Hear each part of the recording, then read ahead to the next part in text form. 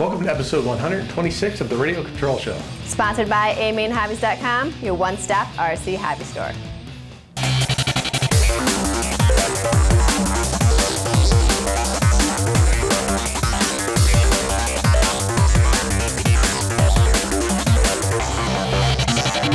Here's a new segment for you guys. It's called 5 Random Questions. Pretty self-explanatory, but what it is I walked around and asked some of the top RC drivers as well as some industry guys 5 random questions. So let me know what you guys think. If you have a question that would be perfect for this segment, leave it in the comment box below. It might be on the next episode. What is your full-size dream car? BMW, the 325i. Would probably be a Ferrari. See Kill Bill? Yeah. I like that truck, but I want a van. I'd like to have that new Camaro.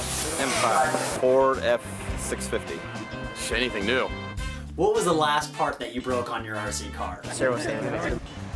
Axle slider on a Traxxas Slash. Rear arm.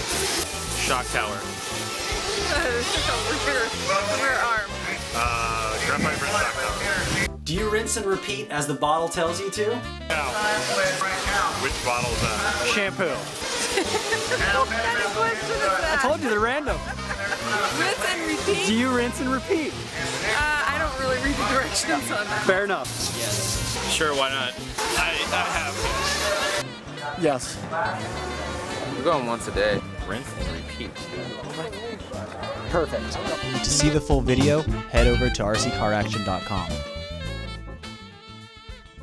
Let's check in with editor John Reed on the flying field with some great video tips for flying aerobatic turnaround maneuvers. Here John shares the finer points of perfecting the lay-down Humpty Bump. Now for those of you who aren't familiar with the Humpty Bump, generally the plane travels, goes straight up in the air, comes on over the top like this. On its way down it will generally do a half roll or something else in between, and then exit out going back that direction.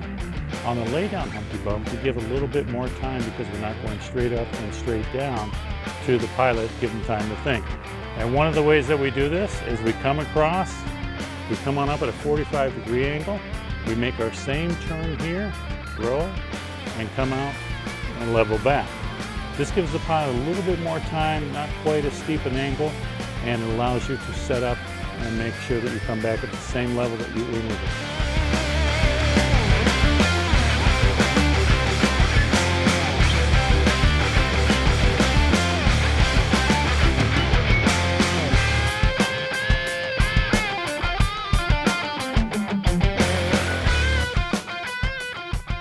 Join us on October 16th at RC Excitement in Fitchburg, Massachusetts for the first annual RC Car Action Ultimate Truck Championships.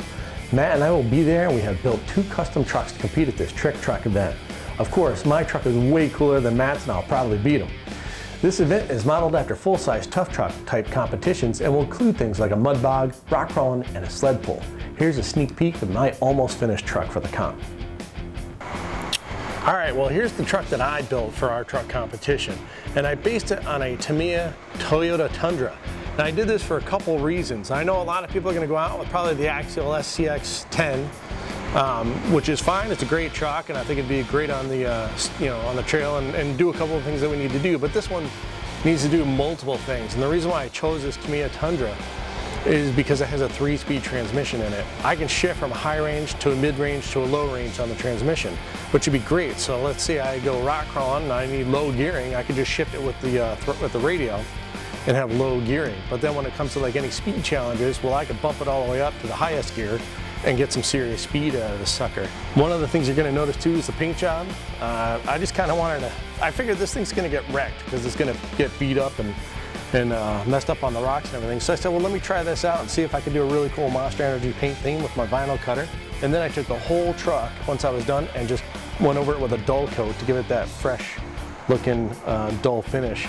Another thing to add to the scale of realism is I added LED lights to the front and rear of this thing using Tamiya LEDs and their little LED distributor box in the chassis. And they also lit up the underside of the bed with a LED system from Sunshine Systems. And it lights up green, but the cool thing about that system is I can change it to any color I want and have different effects with a little remote control that I can, point to the truck, and as it's driving along, I can change up the colors. Now, as you can see, this truck is pretty awesome, even if I do say so myself, and there's no way Mass Truck is going to be better than mine. And it's also a work in progress, so from time to time I'm going to add little things here and there, improve it, and make it better, and I'll show you guys on my blog.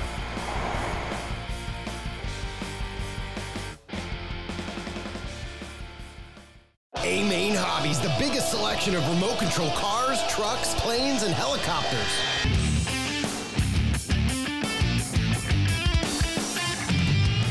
Want parts and accessories? A-Main Hobbies has what you need. Visit us at amainhobbies.com or call 800-705-2215. Get it all at A-Main Hobbies. Leave your competition in the dirt.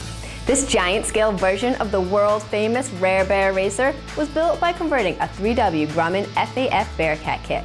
It's powered by an awesome sounding Mogi 250cc 5-cylinder radial engine. The clipped wings span almost 100 inches, and this all composite giant has a flying weight of about 40 pounds.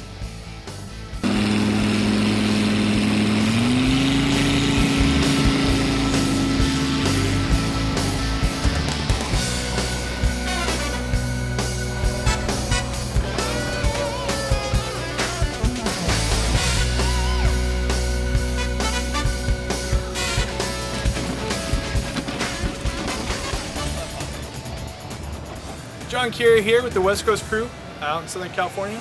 This past weekend I had a chance to cruise on over to Thunder Alley in Beaumont, California to see the Gas Champs. While I was there, I had a chance to meet with TLR's Adam Drake on some new products they're coming out with for their Low C8 buggy, as well as some information about their tires. Check it out. Yeah, we're here at Thunder Alley and it's starting to cool off a little bit and the sun's starting to go down. They're watering the track at the start of the race. So I'm going to go up with both our green Kingpin and green Blockhead just to see how the conditions are. Earlier in the day I ran Kingpins when it was hot because the dust kind of got blown off and it was a much cleaner surface, so I ran the smaller pin tire. But now that it's cooling off and the moisture will stay on the track a little bit longer, I think it's going to actually like fluff up a little bit more, where the Kingpin will kind of pack up.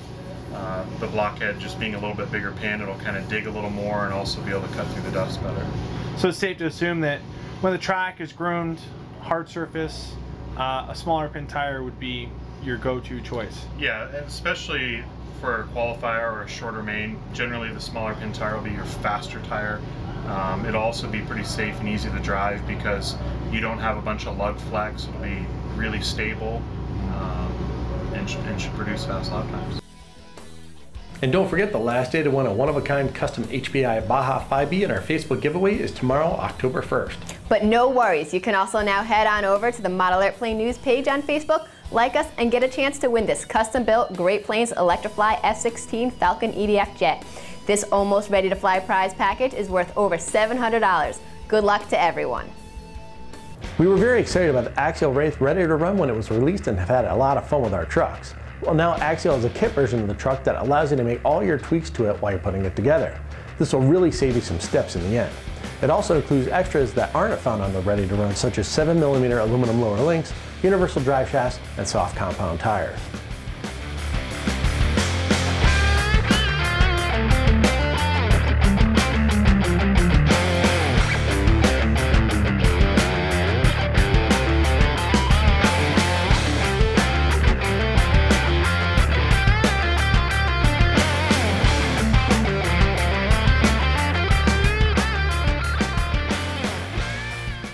Head on over to rccaraction.com/rcshowsweeps and modelairplanenews.com/rcshowsweeps.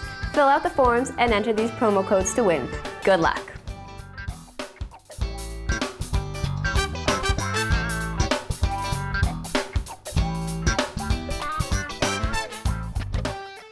Remember to head to your local hobby shop or newsstand for the November issues of Rate of Control Car Action and Model Airplane News. You can also check out rccaraction.com and modelairplanenews.com for everything covered this week. Thanks again for joining us on the Rate of Control Show. And we'll see you next time. Okay, go. It's an earthquake! How's it going? I'm going to help for that one. All right. Anyways, Well, the outtakes would be great for this.